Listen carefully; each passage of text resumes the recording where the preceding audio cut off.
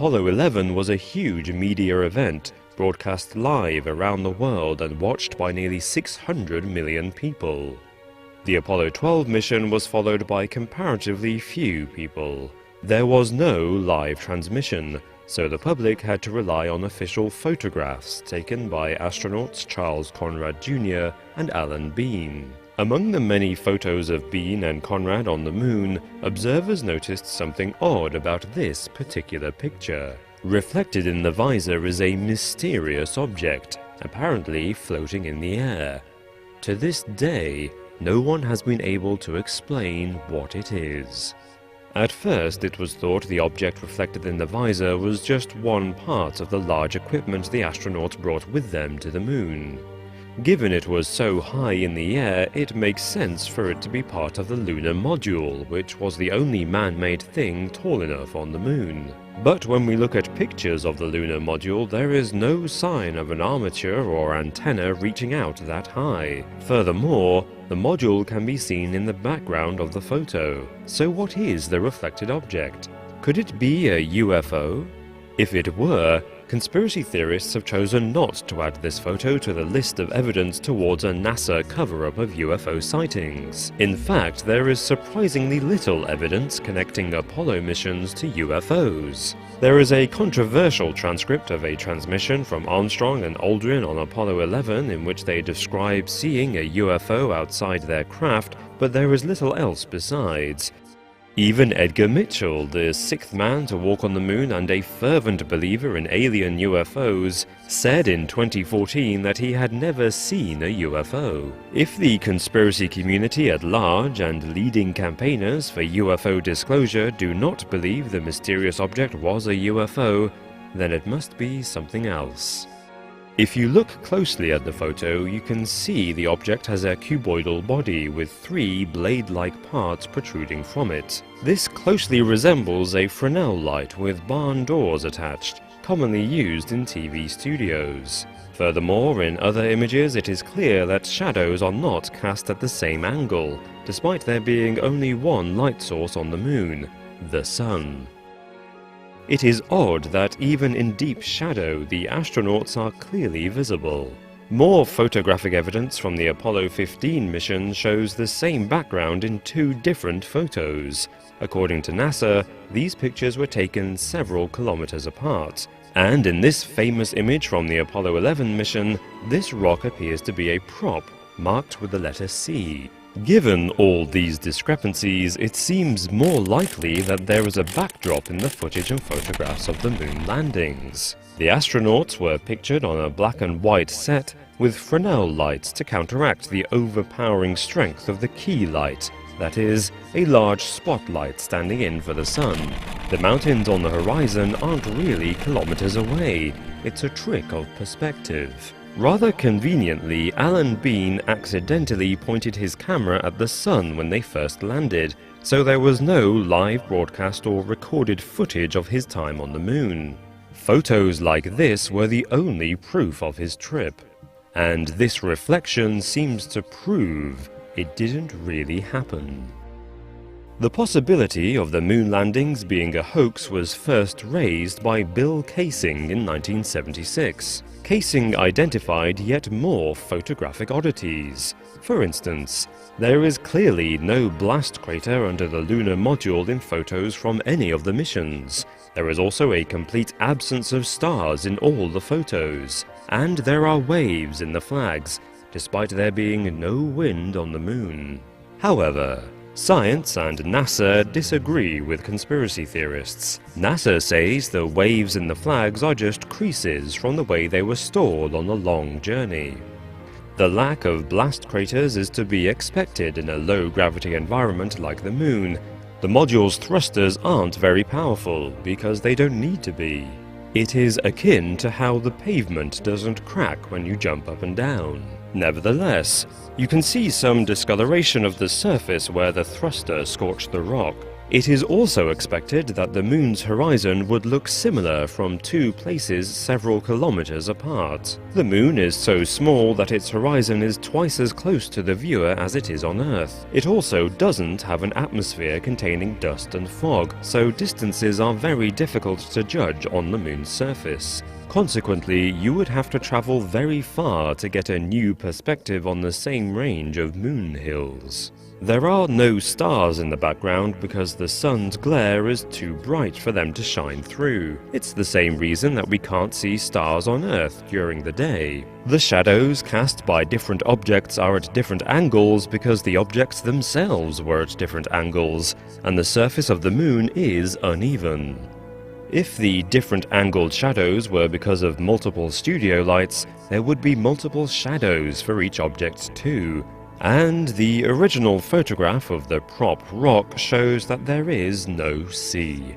Instead, NASA says that a hair or other particle got on the photo during the process of reproducing the picture for mass distribution. But NASA still hasn't explained that strange reflection in the visor. The best they have offered is a blanket excuse that every smudge, mark or peculiar shape on their photos is just a blemish picked up through handling. Ultimately, it is a matter of whether you take NASA at its word or choose to believe your own eyes.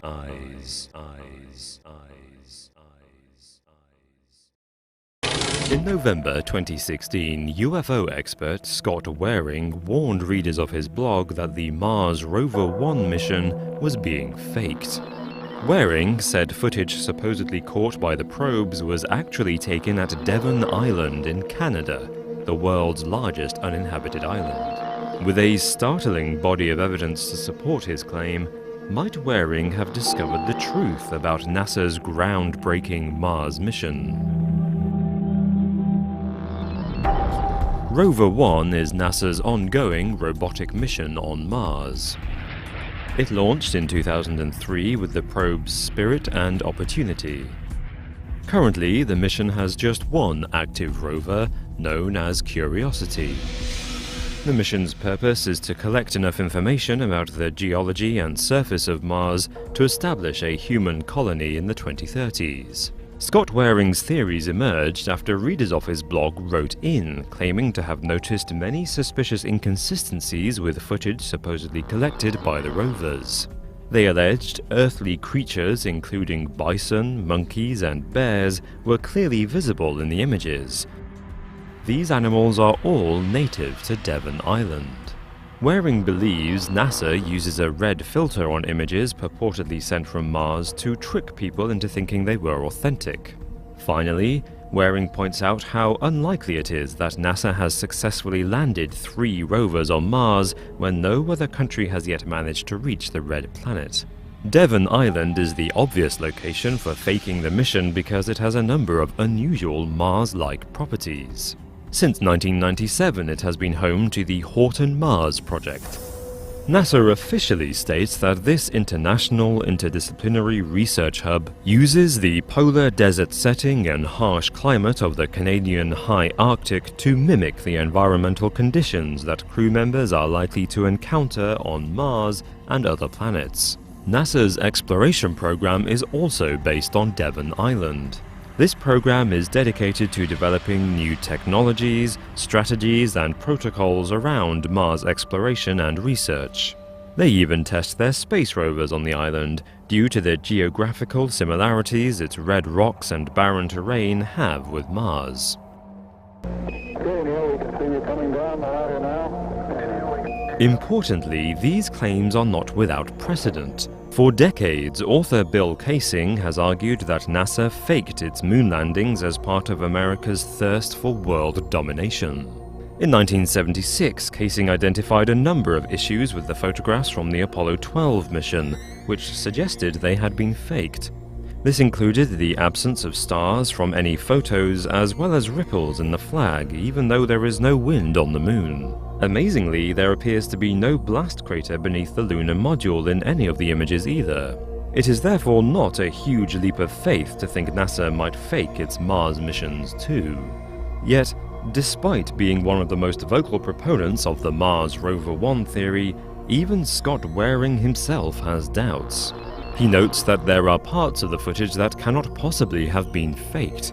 He says, "There is much in those photos that couldn't possibly be a place on Earth. How could such unusual artifacts exist on Earth and were never discovered by anyone?" Indeed, the allegations were first made by unidentified followers of Waring's blog, who are not experts in the field. Waring's own track record of uncovering shocking revelations about the Red Planet is also questionable. The same month Waring suggested the rover photographs had been faked, he claimed to have made the find of the century in images taken by the Curiosity rover. This appears simply to be a picture of a rock. But Waring says he identified an astonishing otherworldly etching on its surface. The alleged drawing was unique because of many things, like it being a figure, a woman in a dress, 2 arms and 2 legs, 1 head. This is one of the few carvings I have found on Mars that depict a human-like species. Likening it to cave paintings on Earth, Waring says it is proof that an intelligent alien species existed on Mars. But importantly, in order for this claim to be true, it has to completely contradict his other claim that the rover photographs were taken on Devon Island. Waring has not addressed this inconsistency. The rover mission is the most valuable study yet into conditions on Mars and its atmosphere. Given the extent to which data collected on the mission is used in modern science, faking it would be disastrous for scientific advancements. According to the University of Westminster astrobiology professor Lewis Dartnell, who designed parts of the European Space Agency's space rover, a hoax of this scale might even be impossible to pull off. Dartnell says, "The radio signals beamed back to Earth from Opportunity and Curiosity are picked up by an international system of radio dishes called the Deep Space Network. So if this was a conspiracy, then many different nations would need to be involved, and not just the USA. This is not the only issue with Waring's claim. Dartnell also points out that satellites like the Mars Reconnaissance Orbiter can clearly see the rovers on the surface of Mars, and the tracks left by their wheels tracing out across the Martian landscape. Any planetary scientist around the world can request images of particular regions on Mars from these orbital probes. Like the moon landings, the extraordinary nature of Rover 1's interplanetary space travel has given rise to allegations that they must have been faked. However, in both cases, the evidence comes from amateur sleuths poring over photos for proof of fakery. There is no guarantee that anything they report is reliable. Nevertheless, the physical similarities between Devon Island and images from the rover probes are suspicious, given it is already used as a NASA research base. However, the extent to which the rovers are making huge breakthroughs in modern science suggests these similarities are nothing sinister. Scientists can observe the rover's activity on Mars and say the scale of the project means it could not be faked. Remarkably then, the Rover 1 project might really be the first breathtaking step towards human habitation on Mars.